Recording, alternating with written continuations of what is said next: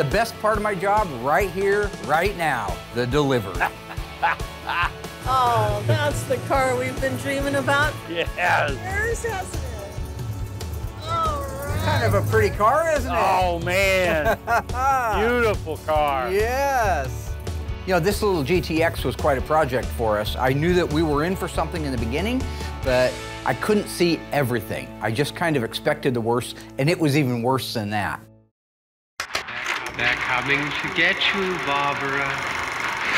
In Springfield, Oregon, dead Mopar muscle cars are coming back to life. Restored by Mopar master Mark Warman. Joined by his out-of-this-world cousin Dougie. Oh, hi, Mark. His apprentice and daughter, Alyssa. Whoa, whoa, stop. And his childhood best friend, Royal. Mark hates everybody. His protege painter, Will Scott. You got one job. This is Graveyard Carz.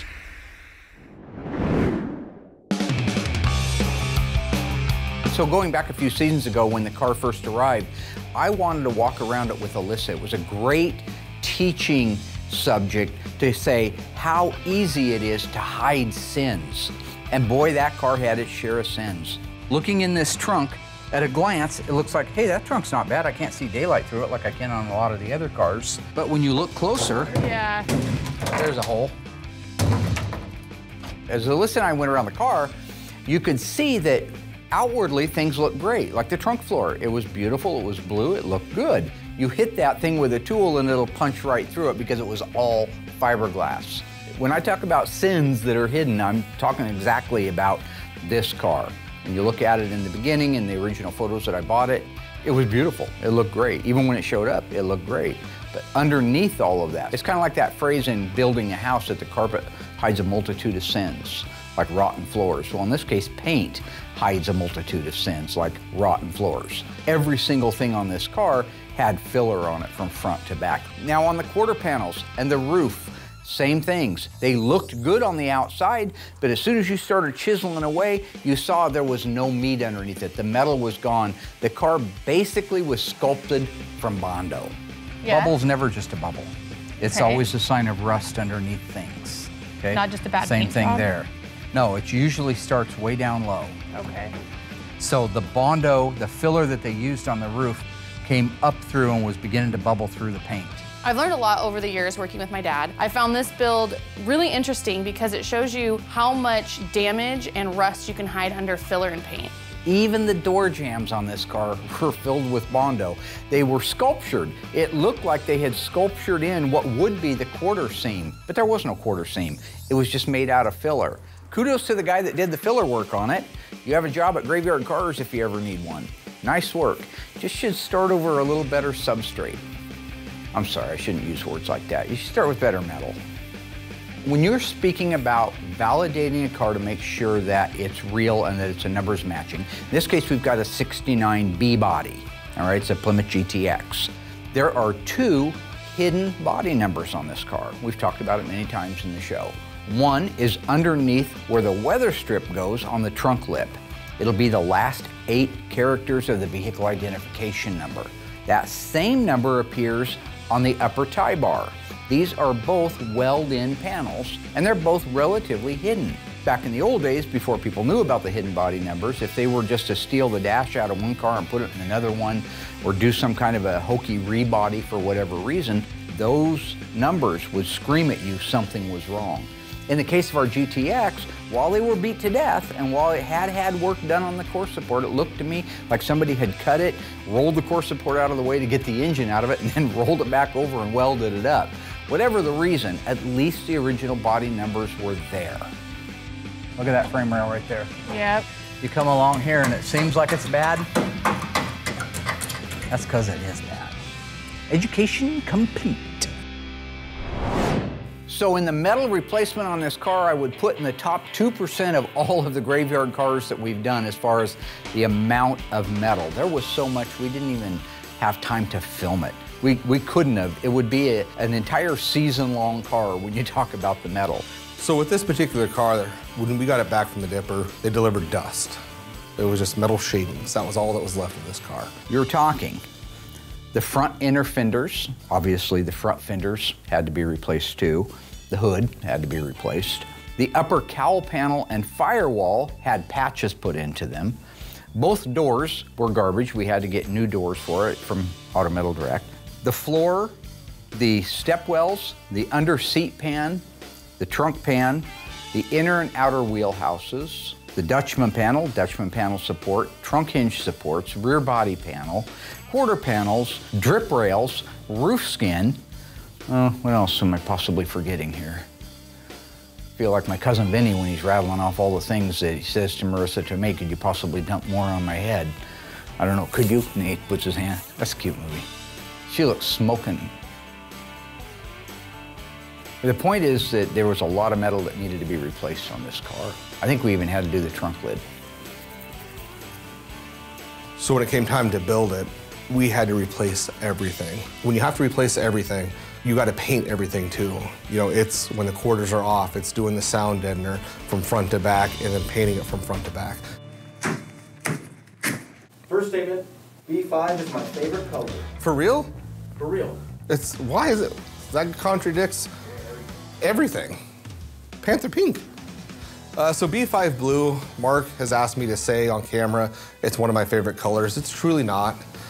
We've done that color 100 times. It is a gorgeous color. I'm just not a big fan of blue.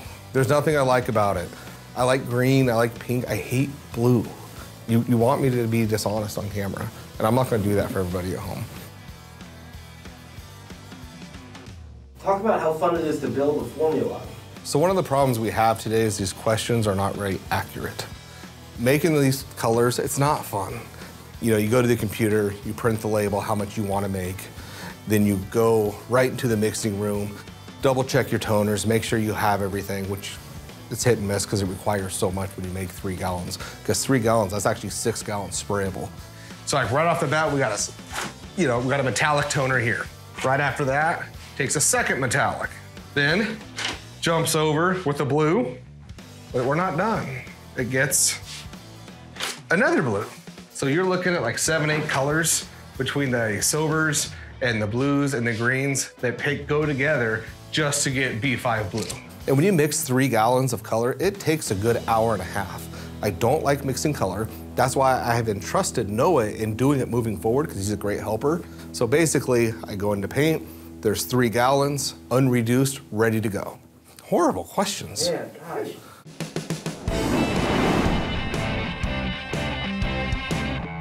B5 is a very transparent color, probably a little more transparent than most. It takes extra coats to cover. So you're looking at probably about 5 coats and then 2 drop coats. And when I say the drop coats is what I'm getting at is you're painting the car, but you're painting it in a different direction. That way it prevents the metallic from not laying out correctly. Do those drop coats, the metallic lays out even, and it looks great.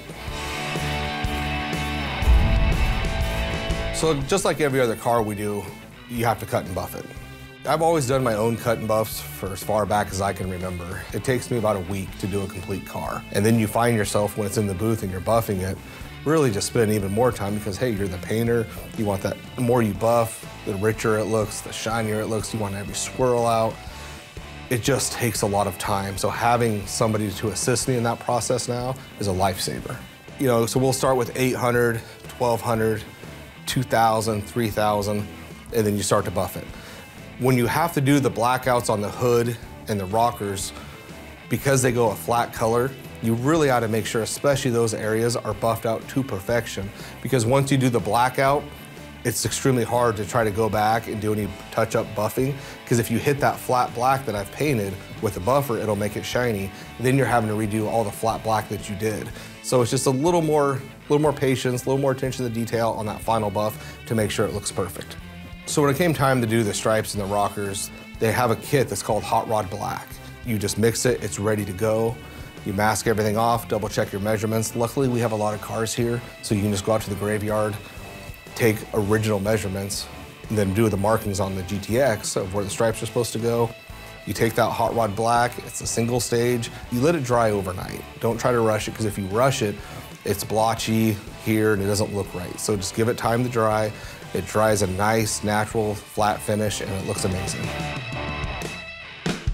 In the world of factory mistakes, which we've talked about several times on Graveyard Carz, this one takes the cake.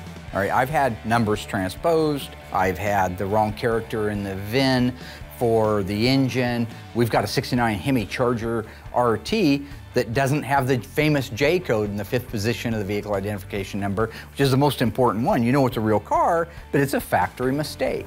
But this one took the cake, so much so I even had Tony D'Agostino from Tony's Mopar Parts come out with me on that episode. I had him read through the vehicle identification number that was stamped onto the block and the one that was stamped into the transmission. What they should be, this is an early '69 car, so they should be the full vehicle identification number, and it should match the full vehicle identification number on the dash, on the title, on the radiator support, and on the trunk lip. It didn't. Have you ever seen anything quite like that? No. Not quite like that. Well, it's a full VIN. It's a full vehicle identification number. But it's a full VIN for a 383 Super B. So first thing you're sitting at home is thinking, well, then it's got the wrong engine and transmission. I don't think so. What we had was a 440 Super Commando engine, as it should be, standard on all GTXs.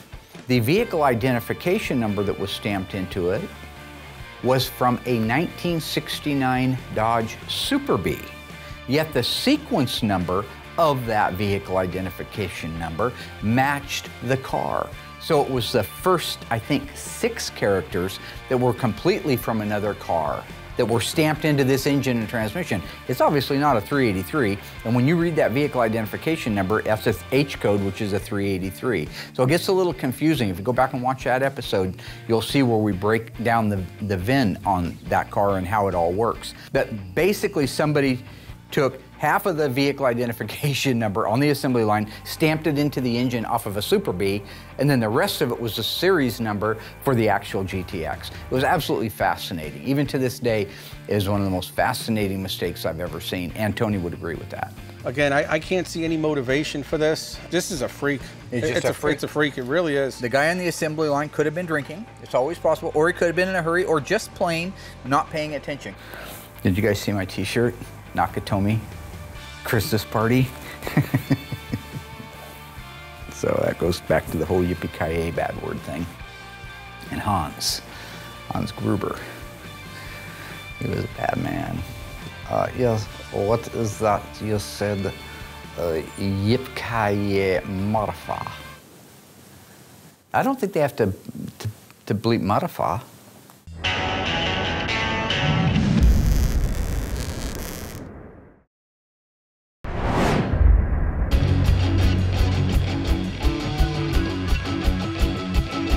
I paint hood and deck lids off so that way I don't have any tape lines. When you paint them on, sometimes you'll get kind of a fuzzy edge. So I found it's better, take the hood off, the deck lid off, mask at the bottom of the trunk jams, and then mask at the bottom of the fenders. That way you can get color all the way down and it looks factory and you can't tell anybody's been there.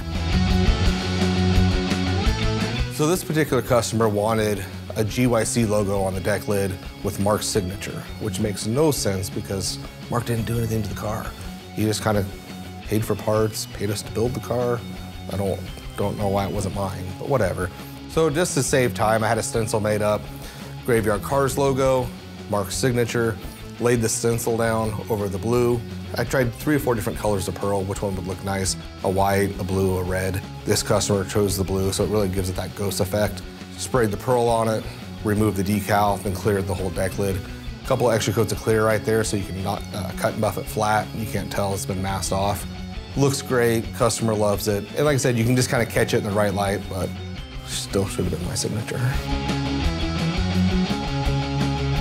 The undercoating process we do on 90% of our cars depends what the fender tech says, if it's supposed to get it or it's not.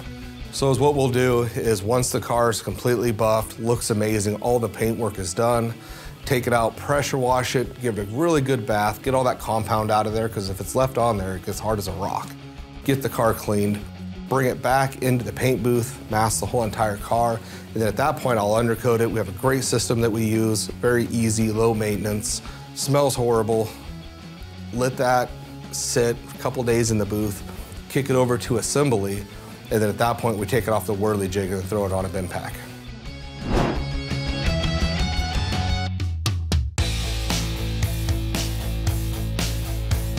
We have a dowel pen right here. Yep, and that's gonna go in this reservoir? Correct. I love working with Alyssa. She helped me assemble this 440 engine. She came in with her fresh nails done, and I'll tell you what, I was so impressed. I think she did a better job than I did with these long nails on. I don't know how she did it. Look, my dad didn't tell me that I was gonna be working with Doug. So I went and got my nails done, and I got them done the way that I like them, which is a little bit long. And boy, did the keyboard commandos go off on that.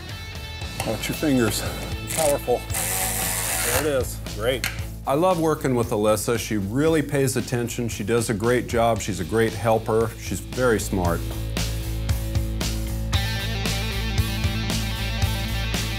This is the first complete build out I've ever done on an engine, and there are a lot of parts. You know, I love working with Doug. He's such a great teacher. He's so patient and kind, and he never treats me like I'm stupid, even when I ask stupid questions. Are we getting close to being done? I feel like we were like moving so quick. It's been so easy so far. So I really appreciate that. And you know, anytime I have a chance to work with Doug, I definitely take it. You know, he's not full of insults or put downs like other people. Who are you talking about, Alyssa? Nobody in particular. So we got the engine done, came out great. Alyssa did a great job, and it was so much fun explaining all this to Alyssa. I'll always remember this as my first engine build. And the best part is, I got to work with family.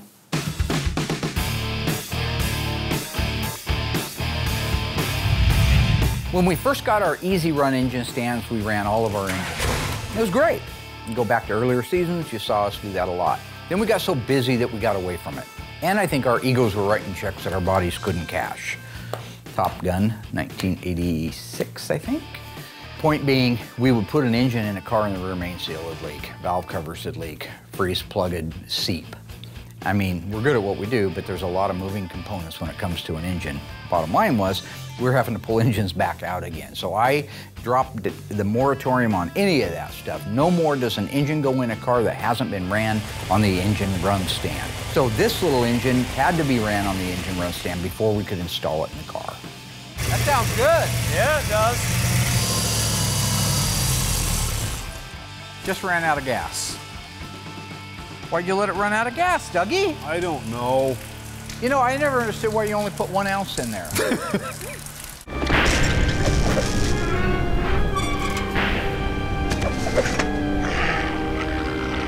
Many seasons ago, we restored this gorgeous R4 Red 1969 Dodge Charger Daytona for our friend Tom Partridge. What color is the 440 Magnum engine painted? Is it turquoise, hemi-orange, corporate blue? If you think you know the answer, stay tuned. After the break, I will let you know how you did.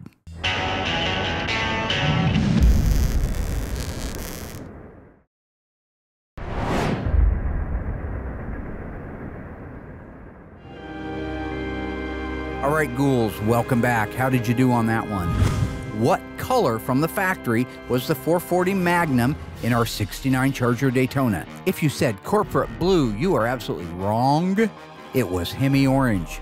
69 to 70 was hemi-orange with, I believe, a few 71s.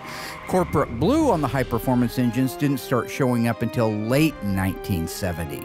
And the turquoise, that was 68 and earlier. This was one of the funnest builds we did at Graveyard Carz because it truly was a basket case when we started. But when we were all done, this car was beautiful. Like new, from the front to the back and the top to the bottom.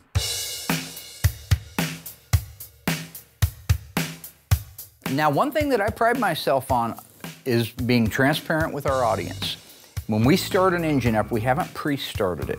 I know that this happens a lot in the Hollywood world and in the car show world, because they don't want to look bad. I don't care if I look bad. I just want you to see what we deal with. The reason I point out the painted manifolds is this. When we finish assembling an engine, when Doug is all done assembling an engine and the pieces that are supposed to be painted engine color are on it, we don't start it at that point. We send it down to Will. He takes a month and a half to paint an engine that should take the average guy a day. When that engine comes back from Will, it's painted from one end to the other, including the exhaust manifolds. That's the way the factory did it. You may not like it on Keyboard Commando, but that's the way they did it. We put it on the engine run stand, and after about 5 minutes, those manifolds start getting up to 400 and 500 degrees.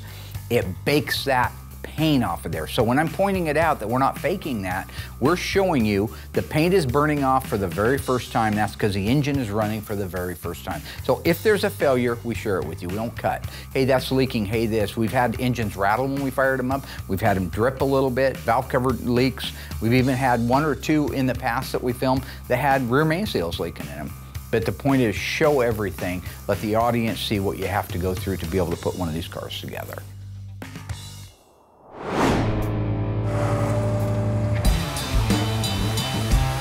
So the car had an 8 3/4 rear end, and one of my jobs is to completely dismantle, restore, and reassemble the entire rear end and leaf springs. Part of the process is to water blast the components, clean them, and then satin clear, and then Will paints the housing, and then I just reassemble everything according to the way it came apart. Okay, so all I have to do is put the third member back in with a new fresh gasket and sealer, and that'll be ready to go. Great, just like that. I replaced the axle tags with new ones from Dante's Mopar. Now I'm going to install the backing plates, and this car is optioned with front discs, so I'm going to put 10-inch rear drums on this car. After I have the backing plates installed, I'm going to go ahead and put the axles in with new bearings on them. So the axle flanges hold the axles and the new bearings and the backing plates all in place in the 3/4 housing. Next, I install the parking brake cables through the backing plates to the brake shoes. So now that I have the axles and backing plates on, I can put the wheel cylinders on. So then I install the secondary brake shoe on the back, and this is where I attached the parking brake cable.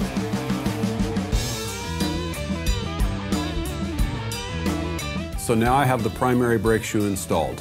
Being this is a 69 model car, it has self-adjusting rear brakes, and the adjustment of this is critical if it is to work correctly.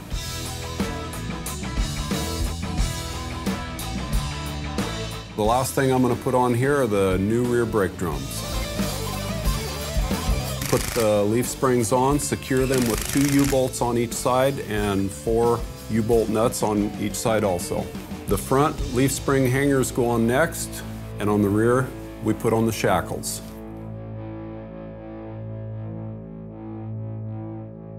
So basically, it's all ready to go in the car now. Okay, cut. Cut. Thank you. Sorry. No, it's fine.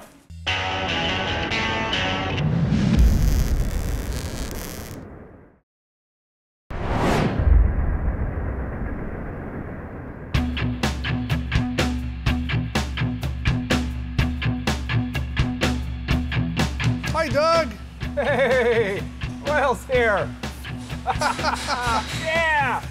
Putting the cars together, as I've said many times, we have a standard formula for it. Because the way the cars will sit on the lift and the way that the weight is distributed, if we don't put the rear axle assembly in first, it'll be very nose heavy if we were to do the drivetrain. So we always install that axle. I'm gonna guess it's around 400 or 500 pounds, but it's enough to keep the back end of that car settled down. Leaf springs, leaf spring purchase, shackles, put the shocks together on it. Next thing you know, that area is done and we can move to the front. Ready? Ready. Ooh, golly, they don't get any lighter, do they? Nope, never. Once you have all the provisions in place, it is just a matter of making sure the alignment is good. It's very tight, and this is where things can happen. You can scratch an inner fender with a valve cover or exhaust manifold, or if they happen to leave the dipstick indicator in place, those get bent. The name of the game is to line everything up and go slow.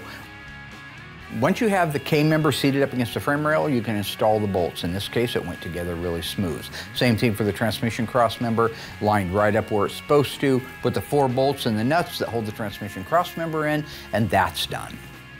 One of the next things we do is install the torsion bars. So for the record, it's a 780 and a 781 are the last 3 characters of the torsion bars for this particular car because it's got Hemi suspension, but that doesn't matter. Once that is done, we can raise the lower control arm up to meet the upper control arm, and then that ball joint's what fastens those together. Make that connection, put the bolt in there, tighten it down, and we got it. When all those things are bolted together, the last thing is the shocks. You have to have the car down on the ground to be able to put them on, but you guide them up in the hole at the same time. I love the stance on this car. It's absolutely gorgeous. It's so second day. The owner really wanted that. He grew up in the same era. Well, he's older than I am. But we did grow up in the era where every single car on the road had Kragers on it. He wanted Kragers. I wasn't born back in the day, as what we call it here. I was born after the fact. So all the cool things that my dad talks about, I wasn't there for, and I generally don't even know what he's talking about. But one thing that I do know, and I have seen with my own eyes, is the beautiful Krager wheels and BF Goodrich tires. If I had a car back in the day, that would be my choice. So what we ended up going with, for you guys at home that like the stance too, it is a 15 by 8 inch wide standard offset Krager Classic 5-spoke on the back, and a 15 by 7 standard offset Krager Classic on the front. The tire on the rear is a 275/60 BF Goodrich TA radial. The one on the front is a 245 BF Goodrich TA radial. Thanks to our friends over at 1010 Tire. Oh, that's a gratuitous plug. We'll leave it in. Or you think I can crap tires out?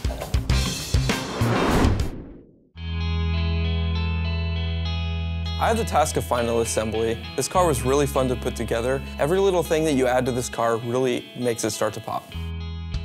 One of the things I really love about this car is on the sides of the quarters, has the really big call out of the GTX emblem on the side. It's just really cool and in your face.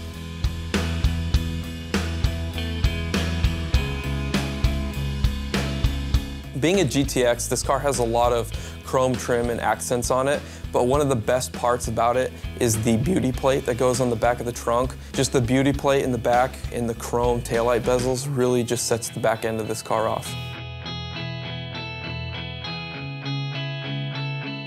Oh man, these flashbacks always get me. I never took a lot of behind the scenes pictures, but when I get to go back and watch a few seasons ago, a few episodes ago, it's like a big photo album for me. Putting the headliner in the 69 GTX, it's my buddy Larry, and it really always touches me. He did such a phenomenal job. You know, aside from the fact that he's just a really good hard guy, he really did a great job, and these are difficult. If you've ever done a headliner, they are difficult. There is so much pulling and stretching to get them tight everywhere. Because a lot of times, you'll see these cars at a car show where the center area is just tight as a drum, because that's easy. You just grab in there, pull, it's tight. But then the reverse curves, where it goes down on the inside sail panels or up around where the visors mount, that'll have wrinkles in it. Larry's never did. They were always spot on perfect. Over the years, you see our dash assemblies that we used to do in-house, and now we sublet out to Instrument Specialties. You've seen the evolution of them. When we get one back from Instrument Specialties, it's like a big piece of jewelry. It's like a work of art. Well, that is absolutely stunning as always. Oh, thank you. My gosh, every conceivable detail is handled on these dash assemblies. It was nice on this particular case, if you go back and watch the episode, we had Mike out from Instrument Specialties to hang out for a week. And I picked his brain because I like to learn things, and I learned a lot about the photochemical process. What he doesn't do on his instrumentation is he doesn't order a decal and just put it on there. Now, you can do that, and if you're doing a car at home and you're working on a budget, that's probably the way to do it. But if you're doing a top-notch car, you want to duplicate that photochemical process. That's what he does. He takes the original plastic work out and he has it chromed and then does the blackout, rather than buying the new reproduction pieces for it. That element of detail is throughout it. Whether it's hand scribbling an initial on the back of a Hamtramck 69 Plymouth glove box, or whether it's detailing the lettering, the raised lettering for wipers and light indicators, everything is done on these dashes to perfection. So it isn't the cheapest in the world, but it is, I believe, in my heart of hearts, it's the best in the world.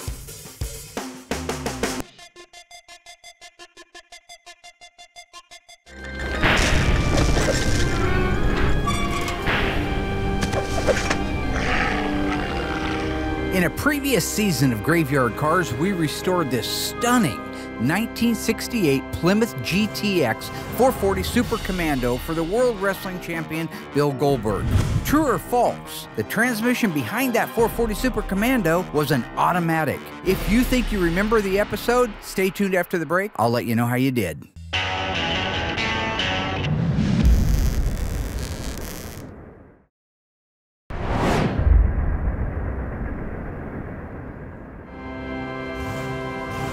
All right, folks, welcome back. How did we do on that one? Graveyard Carz aficionados. Did Mr. Goldberg's 1968 GTX convertible have an automatic transmission? If you said true, you're a liar and a fat mouth. Well, that or you don't remember it. His car was a factory 4-speed, one of the most rare cars we've done at Graveyard Carz. In addition to that, it was QQ1 blue. It was a two-tone blue interior, featured the 375 horsepower Super Commando. It was a power convertible top and factory rally steering wheel.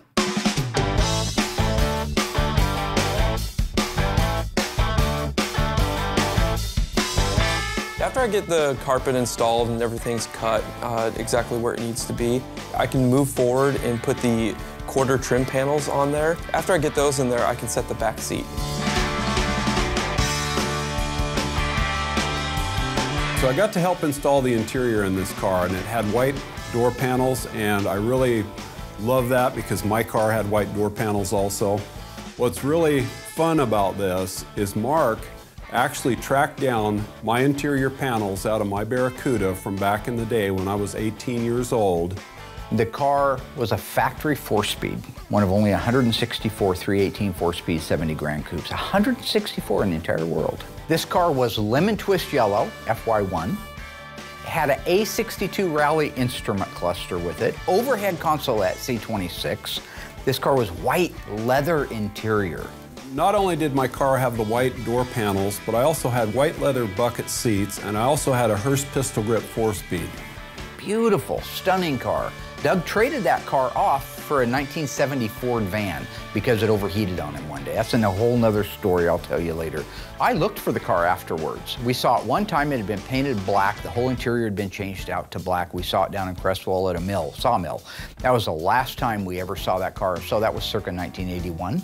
Until about 20 years ago, I went out to buy an engine from a guy out in Veneta. He says, I got a 340 in here if you want to take a look at that. So we walk into the garage and there is a completely chromed out 340 sitting on an engine stand. I'm looking at that and I said, you know, that looks like Doug's old engine. Everything was chrome on it, man, that 340. Wouldn't get out of its own way, but it was sure a good looking setup. And he goes, yeah. He says, this came out of a 70 Barracuda. I said, oh, cool. He says, I just sold it to a guy. Oh, cool. Where'd that go? He says, oh, it's out in Springfield somewhere. He says, it was cool because it was a 318 4-speed. 318 4-speed? What else? Well, he says it was painted black, but it looked like it was yellow. Oh my gosh, it was Doug's old car had surfaced. He says, you see those door panels over there? And here was a pile of interior trim panels in white. Grand Coupe with the wood grain going through them. Those are out of that car. So I talked to the guy and said, can I have them? He said, yeah, you could have them. He has kept these panels all these years, and we still have them here today, 40-something years later. Now, before the guys can put the dash assembly in these cars, you have to put all the things that fasten to the firewall in first. So if it's a non-air conditioning car, you just have a heater box. In this case, it's an air conditioning, so you have an entire suitcase that bolts into place. The pedals have to be into place. All of the things that would go into the dash would be really difficult to do once that dash is in, have to go in first. That also includes the firewall installation. Once all the provisions are in on the firewall, you can go ahead and install that dash. I like it. Long time waiting. Installing the steering column is always kind of nerve-wracking because you have to feed the entire column down to the steering box, line up the splines correctly, get this driven down all the way to where you can drive the roll pin through without scratching anything. With any build, even on our GTX, even though it's been a long time coming, the best part is always the final assembly. Justin's got the best job in the house. You're just bringing this car back to life, and while it has been on track to come back to life, it's never more evident than when you start putting all of those pieces on. The owners of this vehicle were really sweet, really patient. They're just really awesome folks. And so I'm so excited to see how happy they are to get their car back. And even though this car was a mess when we got it, we've brought it back to life the right way.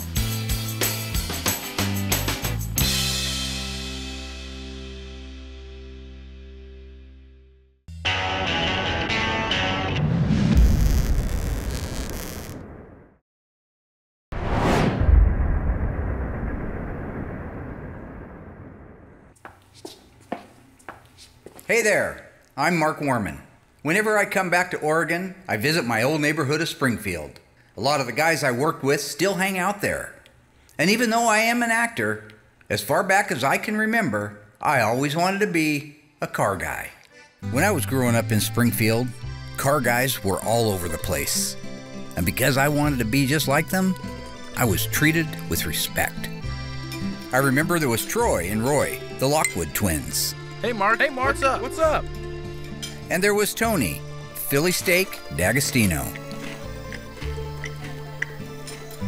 We had Johnny One Ball. I told you, I got two. It's only the one that works. And there was Cue Ball Morton. Yeah, I prefer Kojak. Who loves you, baby? There was Steroid Floyd.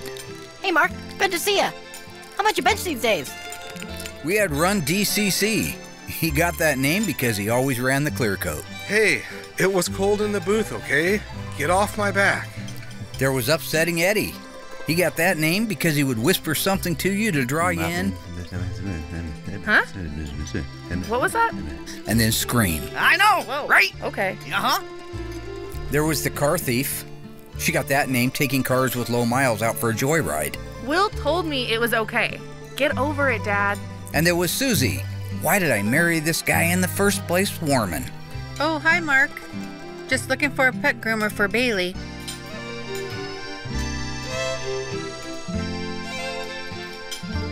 There was Cross-Thread Ted. How was I supposed to know it was metric?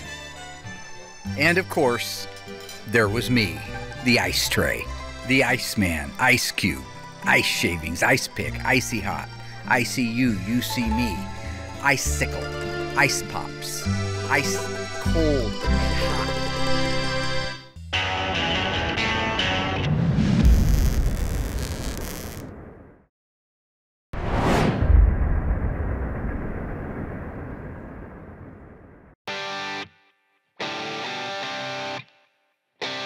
This was a fun unveiling for us because it was the first time in a long time that we actually delivered the car to the customer. I used to do that quite a bit up in gentleman in Canada I used to do cars for, and we would deliver the car up to him, usually meet him at the border or something.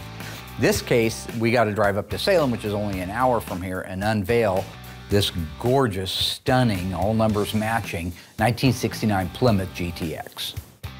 I knew that the owners were waiting at their house patiently for us. They knew we were coming up, but I didn't want to spoil it and let them see the car while it was on the rollback. So we parked down around the corner, unloaded the car, did the final wipe downs on it, made sure everything was clean, the bugs were off it, because we went up there on our rollback. The other thing is it gave us an opportunity to start the car, warm it up, go around the block, make sure Murphy's Law, everything was working like it's supposed to. Then we were able to make the final approach to the driveway that led to their house. I'm not the kind of guy that likes a lot of attention, but it is so rewarding to return a car like this to its customers, Ron and Debbie West. They are so deserving of this car after all these years to have such a beautiful car back in their family. Oh, that's the car we've been dreaming about. Yeah. All right, yeah. It's a pretty car, isn't it? Oh, man. Yes. Beautiful car. Got a nice rumble to it. That'll make the neighbors happy. Well, you've been along for the whole plight. Yep. This car has never been a big fan of mine, like some people are fans of mine. I don't think it was ever a fan. It really made me jump through the hoops every time I turn around. It was something. It was fighting you a little bit. It was. But you got there. I did, yeah, absolutely. You know, this car I've talked about was a pain in the rear for us. Well, it had a ton of metal that needed to be replaced on it. It also had a lot of Murphy's Law that we talk about, things that you put the quarter on it, you put the new inner structure on it, you put it all together, You bring the car over, you put the window assembly in it, and for some reason the quarter's out just a little bit or in just a little bit. Next thing you know, you're redoing that section. All that stuff is pre-fit now. We don't have those problems, but this goes back 3 or 4 years ago, and that's just a valuable lesson. I want to take a personal moment and thank Ron and Debbie for their incredible patience and kindness throughout our way long build, and never got upset with us, never treated us badly. And I knew he was really dying to get the car. So first, thank you guys. Like you said, this is a gentleman's muscle car. That's right, right. It's not the one that you're gonna go drag racing in. Nope. But it's gonna go nicely down the road and sound good. But that 440 runs hard, and if some punk weaselly little kid pulls up in a 5-liter Mustang, you don't hesitate to show him what's under the hood. I promise you won't have any trouble at all. There you go. When I was able to present the car to them, they're not the kind of people that are going to do cartwheels up and down the driveway. Neither am I anymore, but they are the kind of people that you can read like a book, and they just love this car. Absolutely. You could see it in their eyes lit up, and Ron was like a kid. He couldn't wait to get out to it and start checking it out. So with the nice weather, what's the plan? Maybe a little later, take it out? Oh, yeah. Little break-in run, see what's going on. Around. Yep.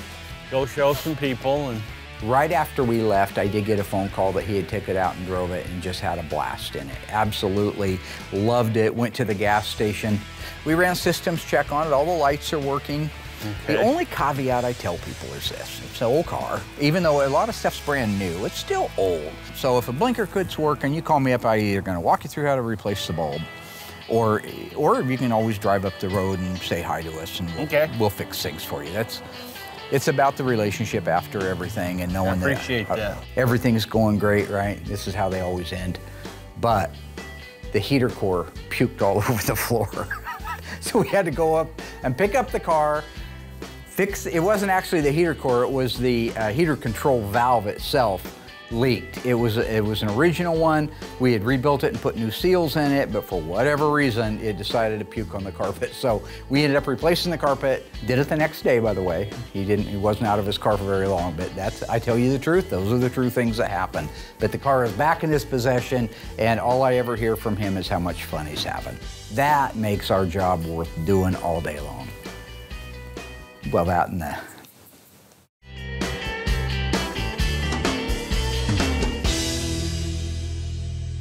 So that's a wrap for season. That's not a wrap. At the start of this season, I told all you people at home that I would be heavily involved. This has probably been our highest rated season. I would like to take some credit for that. I'm heavily involved upstairs now. I oversee second team work. You guys at home don't know what that means, but I do. We've implemented, what was it, post-production? Oh, pre-post. We implemented a thing called pre-post, so it's when they think they're done, I look it over and they're not done, and then I make it done. So really stay tuned for this next season. I got a lot of great stuff coming, a lot of great ideas. It should be amazing. Cut? Well, I mean, I don't know if I want to cut on that. I'd like to see my name at the bottom of the credits under producer, and maybe Camera Boy can go back to Camera Boy, and Camera Boy 2 go back to Audio Boy, and Audio Boy you can go back to.